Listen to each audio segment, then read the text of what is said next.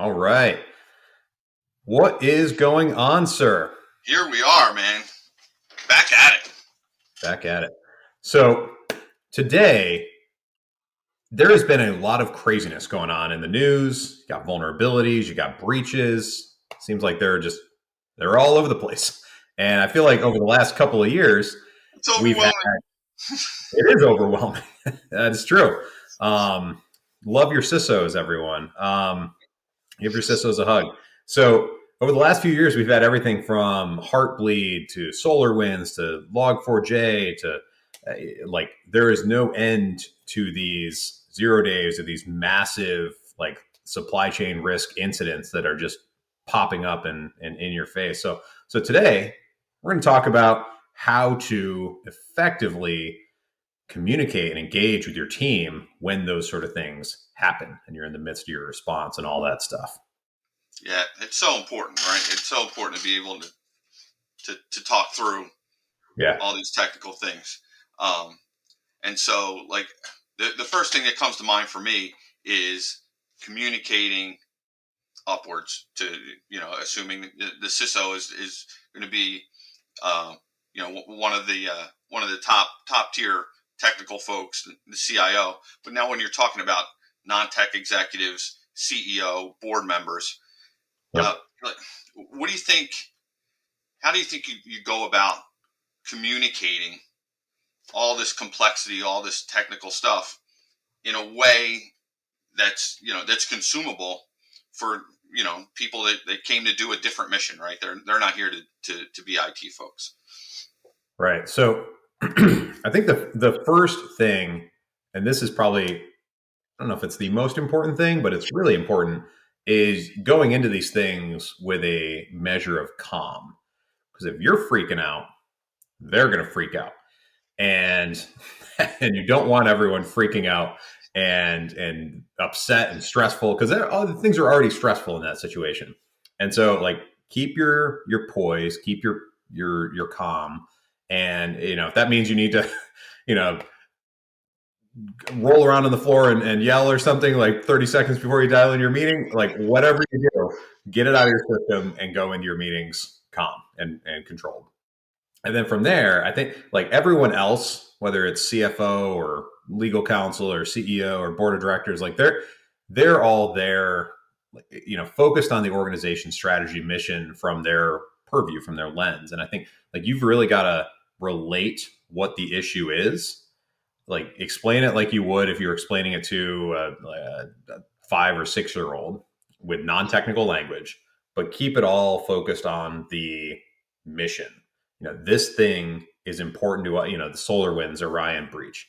This thing is important to like there was a supplier and their software was breached. We have that software inside of our environment, and because of that, these are the kind of things that are at risk. Like our customer data is at risk of exposure. Our the integrity of our systems is at risk at risk. Like whatever it happens to be, keep it focused on the mission and use like very non-technical language to explain it. Like throw all the jargon away that you probably got from your team. Yeah, I think eliminating that technical layer of jargon is so important. Because folks don't need to know. They need to know, can we remediate or can we not remediate? They don't need to know how we're going to do it, right? Yep.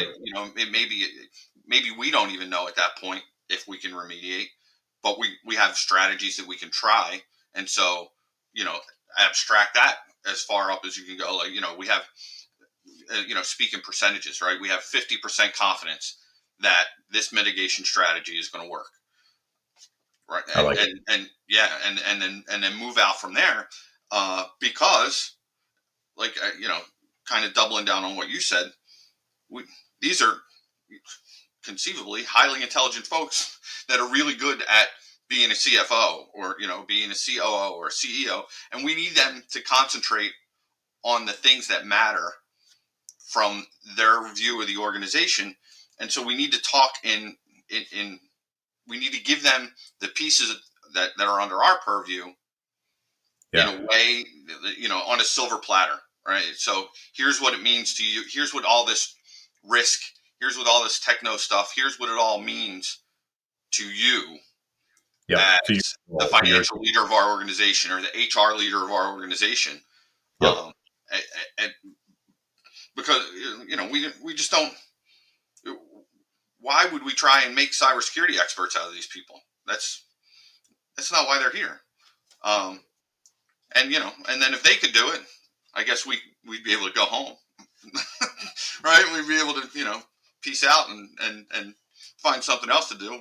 Watch reruns of the Flintstones or something. But past that, right? Like we're here for this specific reason to be that translator of technical vulnerabilities into organizational risk. Yeah. And, Well, and, so and I'll say, like, I think you need to exercise that muscle, right? For a lot of people, a lot of us, it doesn't really come naturally, and so you really need to, like, the first when the building is on fire is not when you should figure out how to work a hose, right? Like, and so, like, it's really kind of something that needs to be practiced. yeah, I think because your messaging, I think you're exactly right. Your messaging is going to change if you're talking to your incident response team, your cyber threat intelligence team, or an executive. At least it should change. Those are very different audiences. So like building on that, how how does emotional intelligence, we've got all this like IQ, hard skills stuff. How does emotional intelligence factor into having those conversations with the CFO, the OGC, the HR director, like all of those types of senior leaders? Well, I think understanding, like, being able to understand what their purview is, and then being available to um, to bring to bear the parts of the organization, like the security team, to support what that is, right? Because it can't be, and it shouldn't be, the CISO and the CFO working through this, right? Like so it needs to kind of emanate from the rest of the organization, and so having the understanding of ahead of time. Again, I know I talk about that a lot, but having the understanding ahead of time of how does it affect the widgets coming across the assembly line, right? And this specific piece of this specific vulnerability in a specific piece of software, how does it affect them, and then understanding people, right? Because you said it great, right? Like, you can't show up and freak out, even though you may be freaking out inside. You can't show up that way, but you may know, and so, like, the other folks, the other C-suite folks, the CIO, hopefully not, right?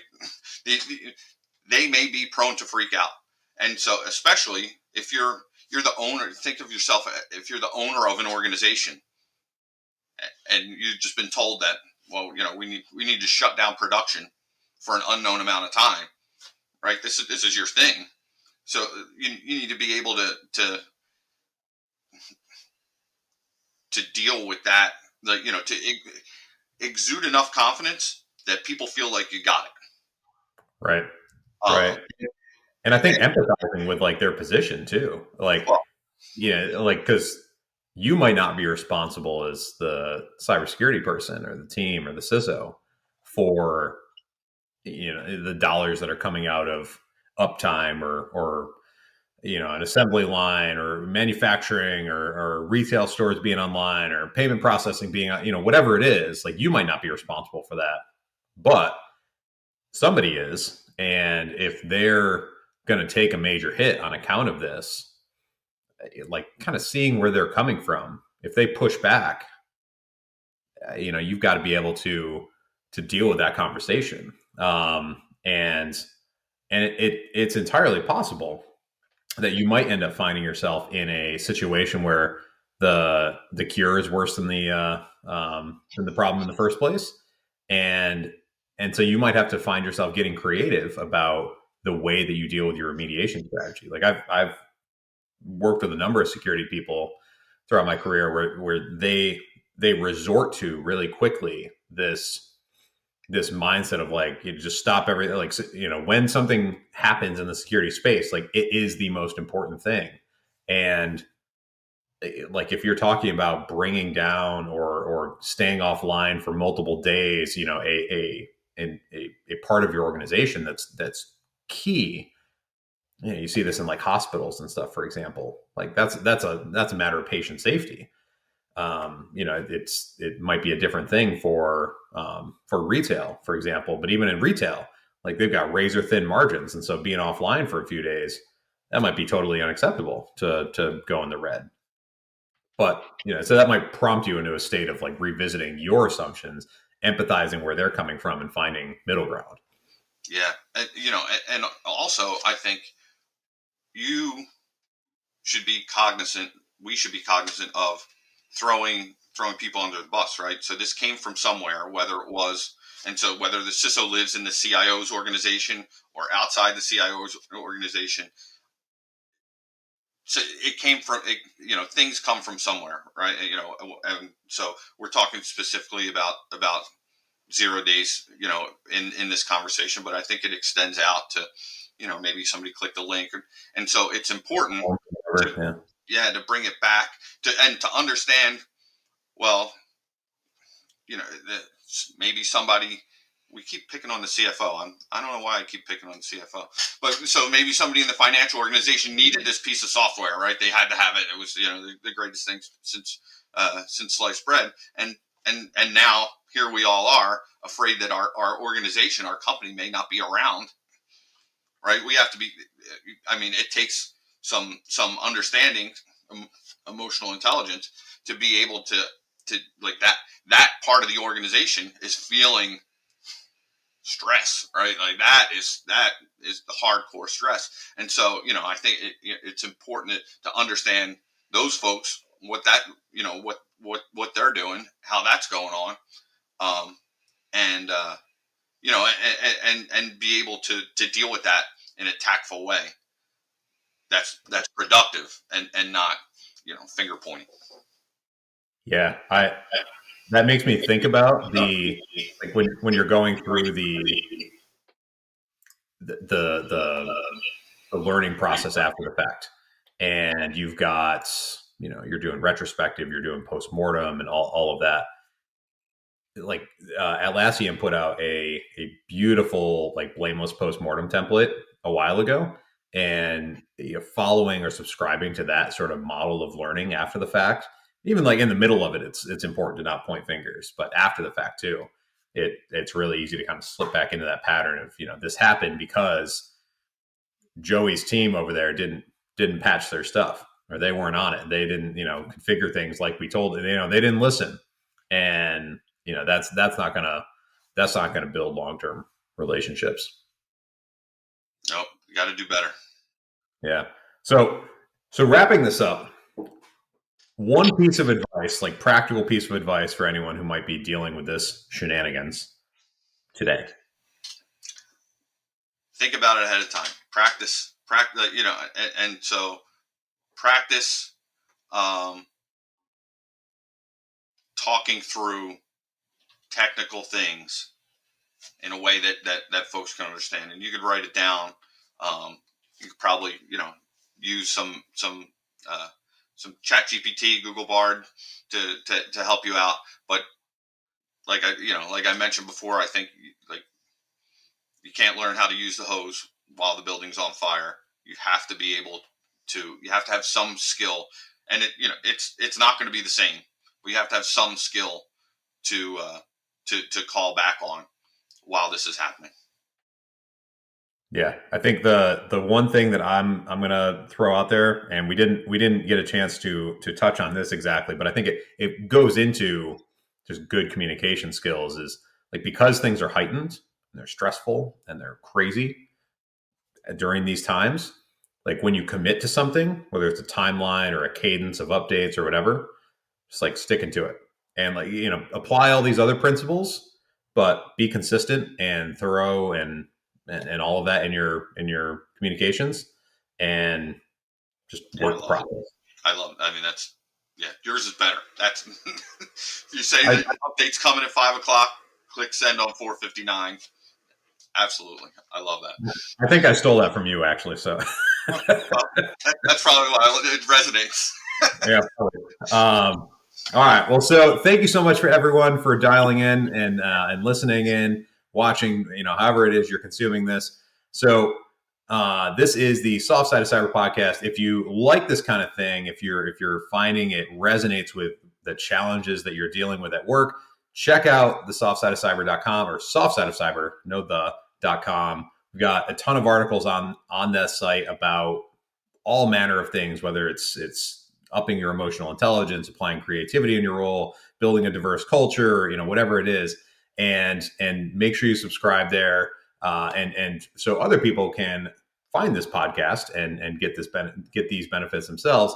Make sure that you like, comment, all of that stuff. We really appreciate it. That helps increase the reach, and so that is our ask of you. So thank you, everyone. Hope you have an awesome day.